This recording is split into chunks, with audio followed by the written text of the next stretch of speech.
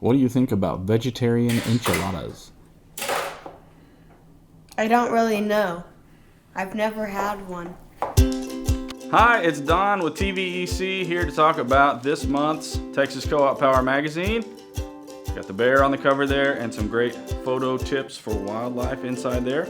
More importantly, from here at the co-op, we got some information about Operation Roundup, various other things going on here at the co-op, and a new contest in there. You could win $100 off of your electric bill. If you know the TVEC hotspot, so be sure and check that out. Don't have your copy? It's available at tvec.net, so you can go check it out there. One way or the other, we like you to read the magazine. It's our best opportunity to get information in your hands. Now we're going to look at this month's recipe contest. The theme was vegetarian, and I am not one. But these enchiladas in here from Bartlett Electric Co-op are very, very good. I enlisted the help of my wife and son to actually make good food, and I was the official taste tester.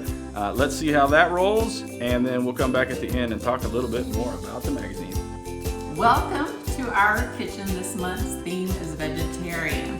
We love Tex-Mex around here. We're gonna make the award-winning roasted vegetable enchiladas by Nancy Dennis. 400. Start. There's quite a bit of preliminary work to get the vegetables, peppers, and garlic ready to go. But once they're in the oven, you can smell that this is going to be worth the effort. Roast vegetables 25 to 35 minutes.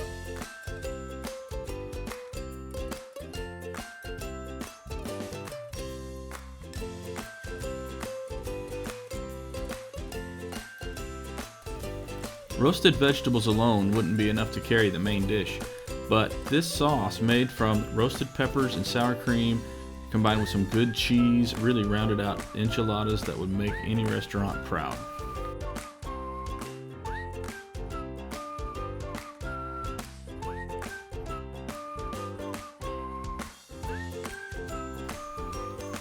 The last step is enchilada assembly and a final bake.